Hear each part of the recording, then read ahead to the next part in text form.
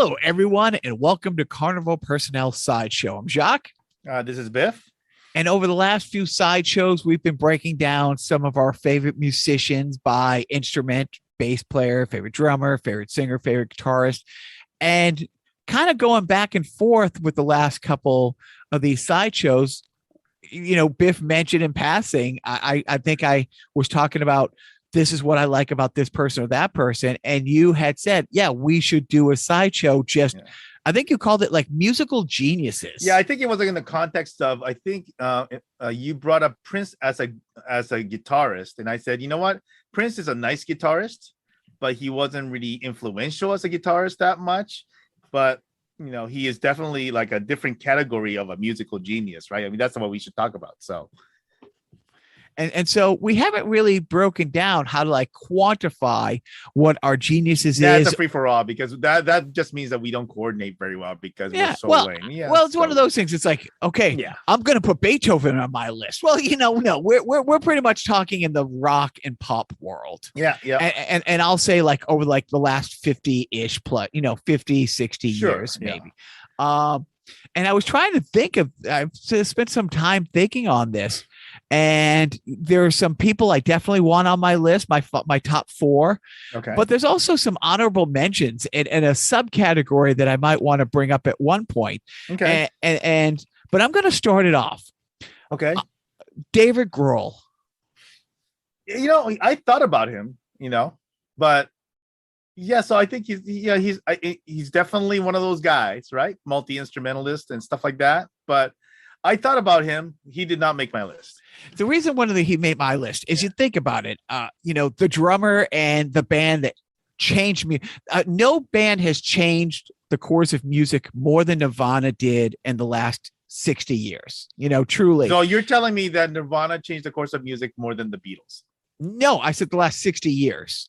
So the Beatles, it's like 50 plus years. So the Beatles changed things in like 64. Do your math again. Do you 64, right? Yeah, so 50. Yeah. Anyway, 55. Yeah. The point is, what Nirvana did, I mean, was groundbreaking, and he was also more than the drummer. Like the last album, he sang on it.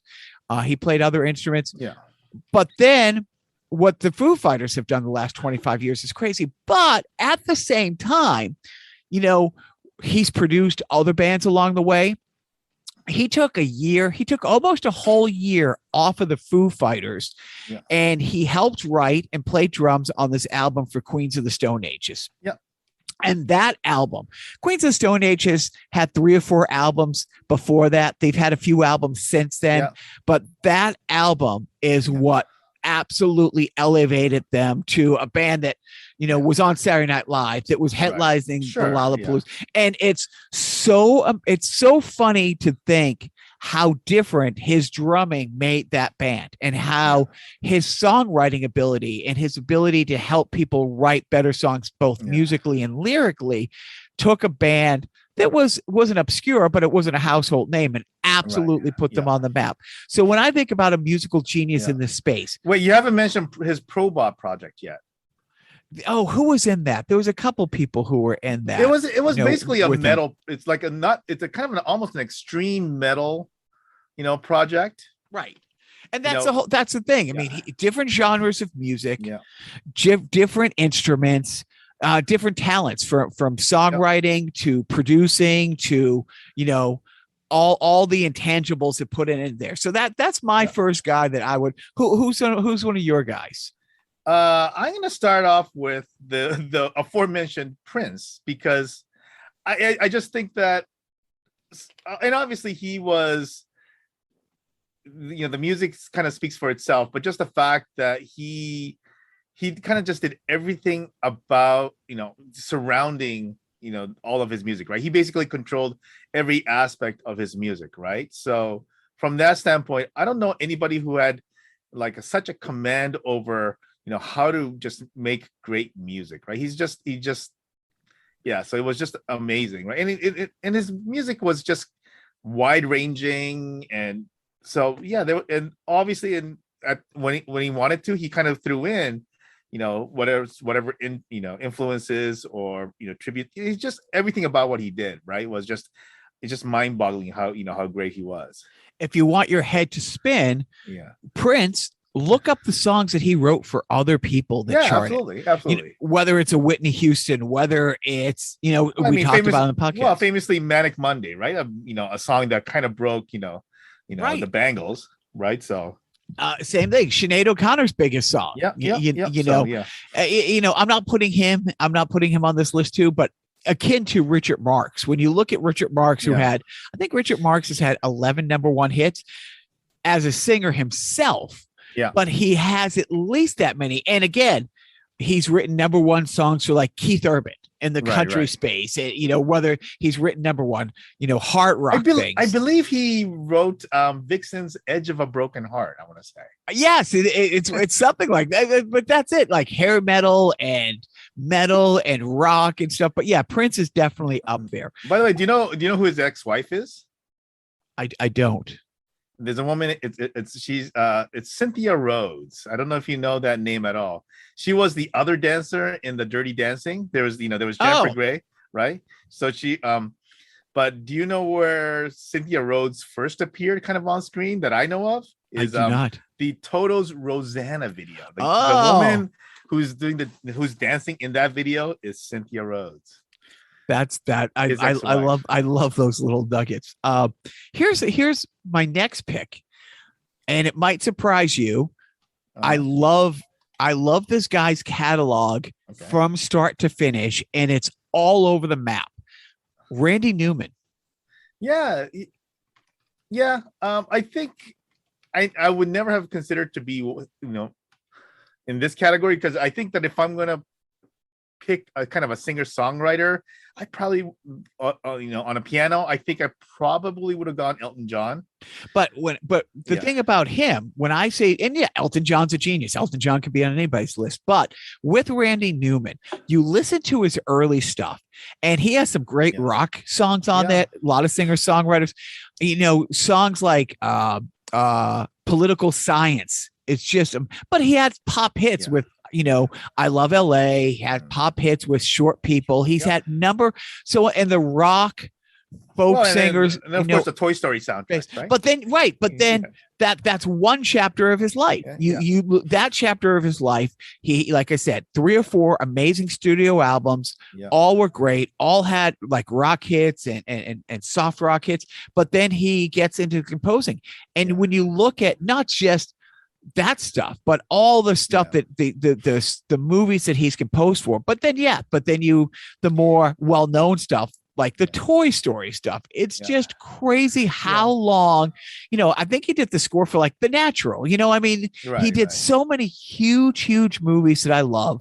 But between all of that stuff, and we're talking 50 plus years of sustained success in a very fleeting industry, I think he's beyond genius. I think that the reason why I say Elton John is because if you look at the kind of the and I wasn't there when Elton John came into the scene, but there's this, you look at the catalog of kind of this rock music, and Elton John kind of sticks out like a sore thumb, because there wasn't a kind of this piano dude doing the kind of songs that he was doing on the airways, right? He just kind of suddenly basically just kind of inserted himself into the into the airwaves, and I almost think that is there a Billy Joel without an Elton John kind of a thing, so that was the thing that I think of, just the fact that he in many ways he kind of changed what was acceptable as this general mainstream music, right? That wasn't something that was there. But you have Elton John if you don't have Liberace before him. Yes, we do. Because even though Liberace is freaking, that dude was funny. Oh, he very interesting. I'm going to throw out a name that you're going to laugh, but when I say does it involve the Pixies? It does not involve the Pixies. Okay. Weird Al Yankovic. Yeah, he's an interesting dude. I mean, when you think, again, we're talking a 40 plus year career. Yeah. And how awesome. And yes, most of the stuff that we know is the cover stuff. Now Joe did go see him a couple years ago when he did a tour, just his original stuff, and let's face it, it was a much smaller venue than when he's doing his best Weird Al. Sure. But for him to successfully, I mean, when you're going from, All About the Benjamins to All About the Pentiums, you're talking like early 2000s, rap music, to the Michael Jacksons and everything in between. And I remember, again, one of my favorite quotes, I remember seeing David Grohl talk on one of those, I don't think it was Behind the Music, but on one of the specials about Weird Al. And he said he knew Nirvana made it. Right. When he heard Smells. And he says, we were on a plane. They were going down to Rio de Janeiro to play some gigantic festival. Yeah. And it was like 110,000 person festival. And he goes, but they weren't blown away by that. They were blown away by on the plane. Somebody's like, you guys have to hear this. Yeah. And whether it's a Madonna song or everybody, I mean, the range of musicianship and everything that he has pulled together, I put him in my top 4. I think. I actually think that he is I don't consider himself a musical genius at all, but I think he's a different kind of genius, and only because bottom line is that his much of his product is based on music that he did not create. Correct. So he's not a creator, and if you're not a creator, I don't know how I could justify calling somebody a musical. I think he's a genius of another form, but maybe musical is not it. Is what. Well, I mean, he has to be but it's the same thing. Yeah, I think like obviously we would probably both want John Williams on our musical genius thing if we were talking overall music and not trying to stay in the rock or pop rock thing. Yeah. I mean, when you think of that guy's body of work and his dude, it's just, I mean, that's the soundtrack of my life is all of his, every one of his music. So here's a category of, and I don't know, maybe there's a whole sideshow here on it. Former pop rock stars who've gone on to be huge composers, and I was thinking about this recently. Danny Elfman, Danny Elfman, Oingo Boingo, Mark Motherbot, is it Motherbot? Mother's Ball, Mark Motherbot, yeah. Which by the way, management was doing a nanny event somewhere and saw Mark Motherbot. Okay. And went over to him and she's usually we're both oh, there's so many famous, I don't need to go bother them, but she went over to him and said, hey, I just want to tell you I'm a nanny and I have heard everything you've done on the Rugrats and I love it. and he was so blown away. He goes, I get Devo. And he was like listening. He goes, you're the first person to single me out to say what I did on Rugrats was great. He goes, I'm really proud of it. It was 8 seasons. It was really great. Yeah. But this past, now here's the crazy thing. This past Oscar season, Trent Reznor for the movie Soul. Yeah. The head like a hole guy, to have that range, to have this early 90s in your face techno grunge god be able to do the composition for a movie about a jazz piano player.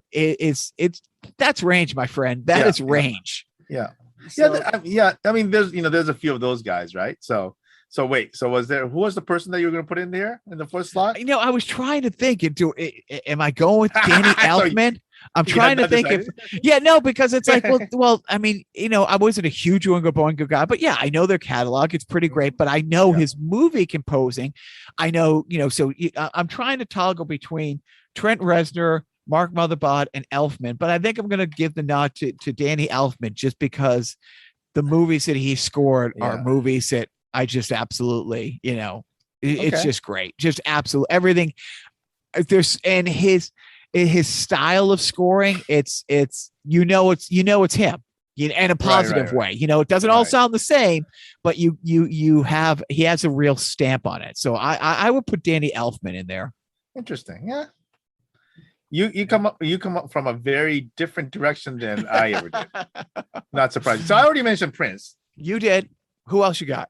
Second guy that I have is Stevie Wonder, only because I think there is this kind of under-recognized greatness that he has where and maybe it's maybe it's that thing where your hearing becomes more acute and things that are audio is more refined because he's blind. I have no idea, right?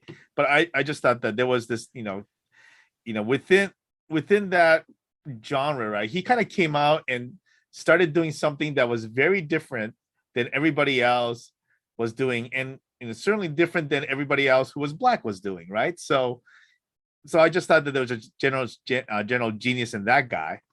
And so along similar lines, my next guy is Jimi Hendrix, because I guess people argue about this, but I just don't understand how many people justify anybody else thinking that Jimi Hendrix isn't the greatest guitarist in the history of rock music. I just within the rock music framework, it's kind of like a no-brainer. I know people like to say whatever, Eddie Van Halen or whomever else, but it just kind of blows my mind that anybody could try to pose that argument.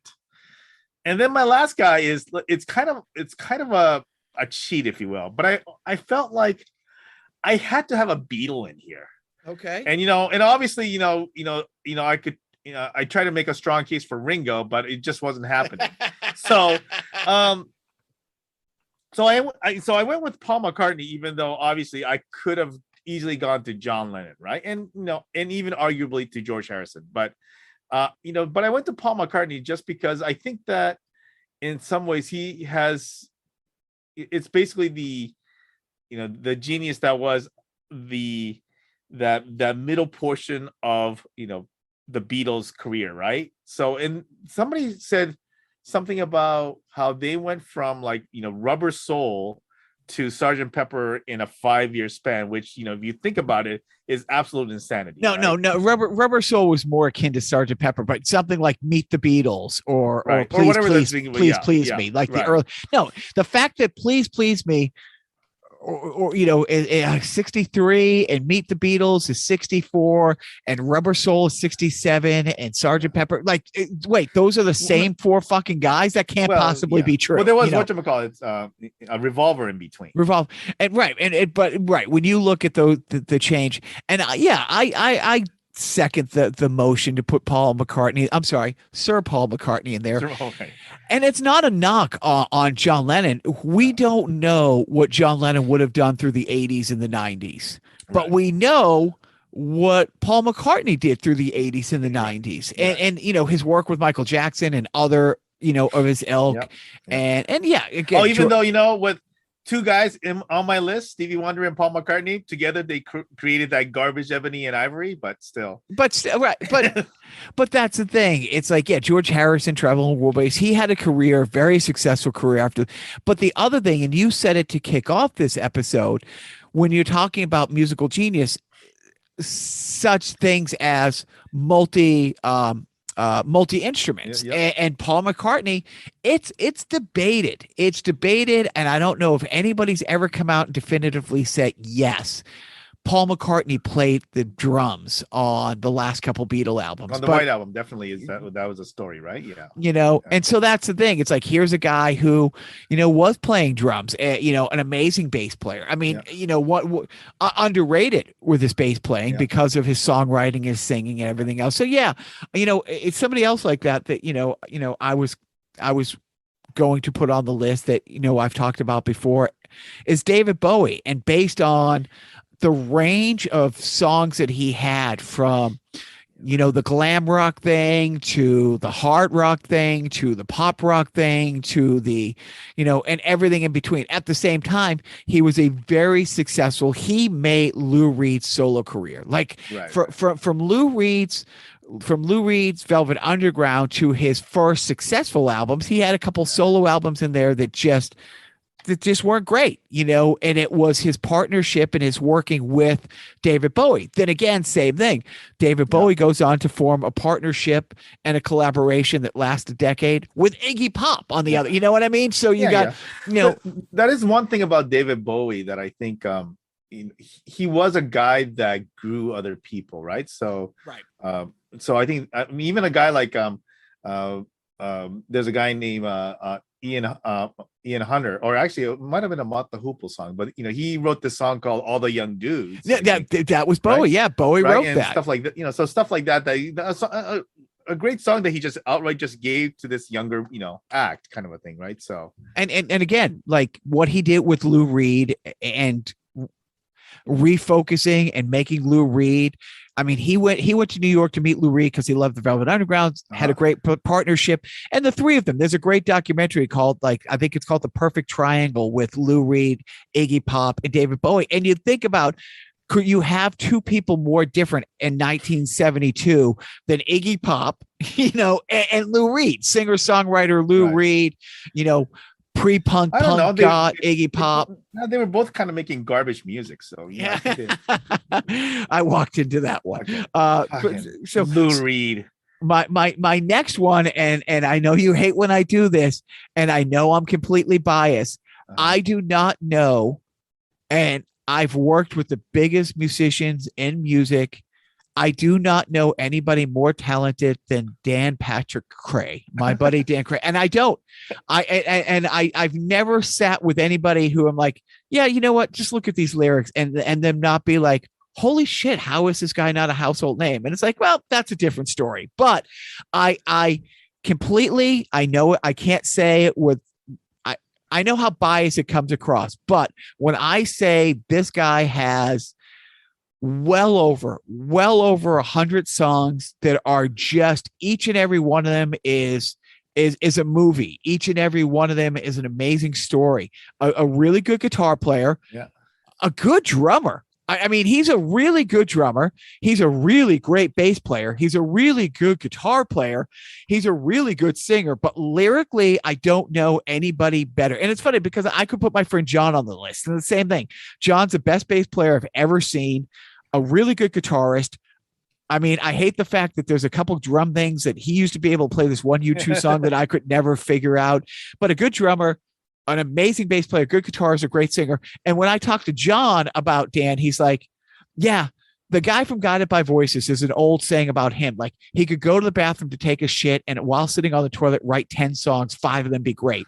And John recently said, Dan could go to the bathroom, take a shit, write 10 songs and all 10 would be awesome. Yeah. And it's, I mean, I used to get frustrated because I'd be in LA. I wouldn't see Dan for like 3 or 4 months. The last time I saw Dan, we worked out 3 or 4 things. He gave me 10 songs that he was working on. I come back with 2 or 3 songs. We're playing those. We're going to play a show in Boston. And the night before I fly in, think we're going to rehearse those songs. And he's like, oh yeah, here's a bunch of new songs I wrote, and they're great. And they're great. I'm like, dude, I'm not that good enough to come up with 10 different things. So why don't we do these 2? No, but honestly, it's so biased, but the number of instruments he plays, the amount of great stuff he's put out, plus he produces his own stuff, plus he's, an engineer, a sound engineer, a mixer. So that rounds out my list. I think I covered everybody on my list. But do you have anybody else before we try to narrow it down? I kept mine to 4, so that's kind of my list. I mean, so who's your automatic? Who's your pass? Who's your automatic pass to the? I think just given the circumstances, even though because I am a guitar guy, I'm going to give my pass to Jimi Hendrix. Okay, yeah, what if I said because Jimmy's already on our guitar list, let's have a different list? Oh, because that's why you wouldn't let me put Prince on the list. He is that great. What? But I've never heard him play drums.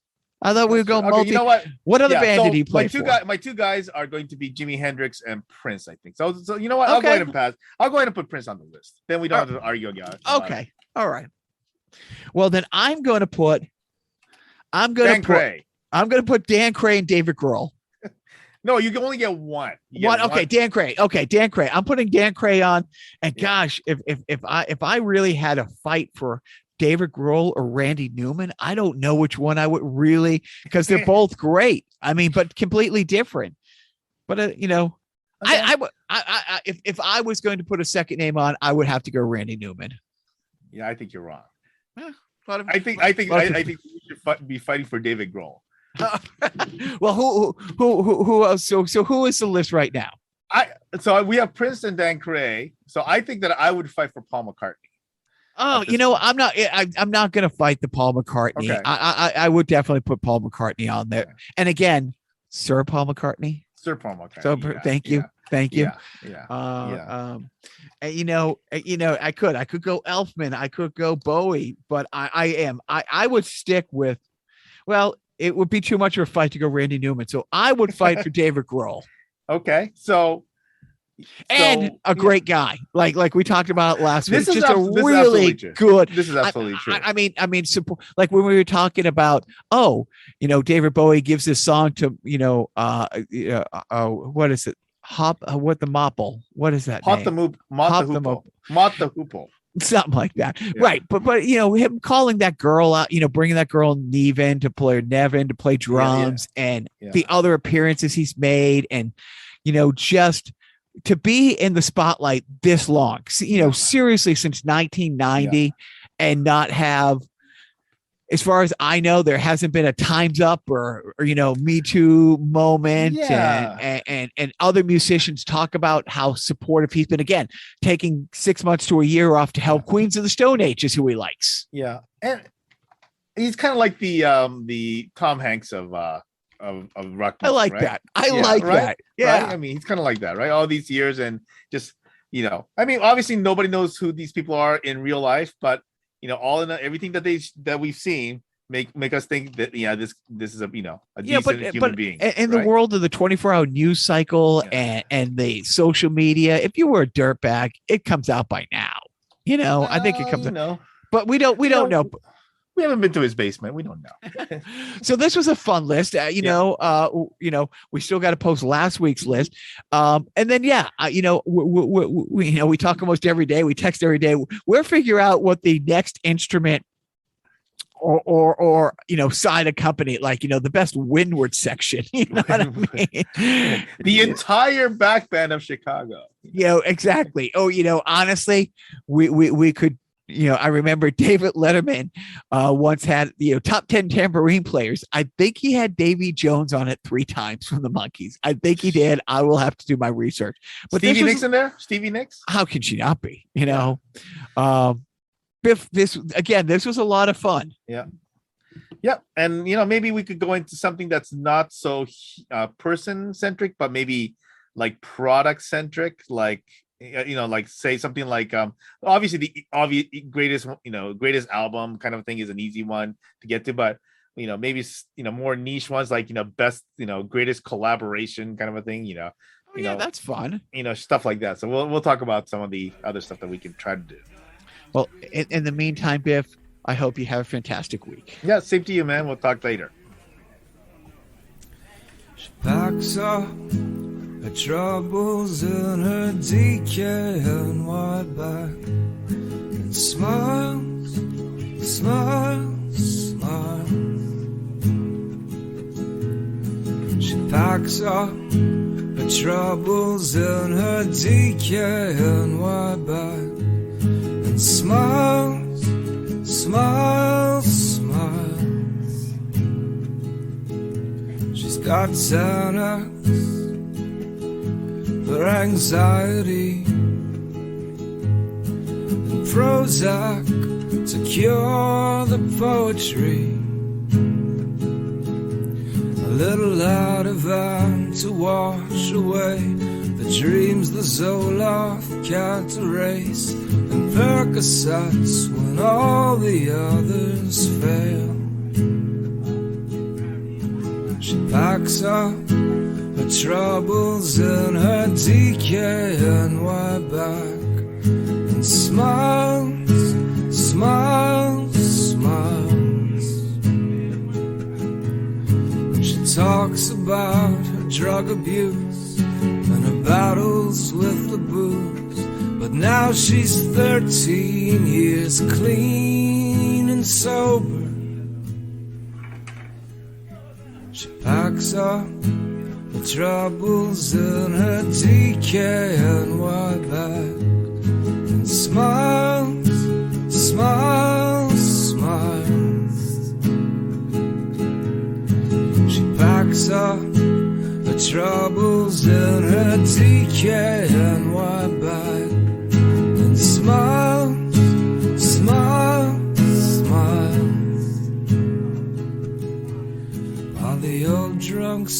the bar, watch terrified.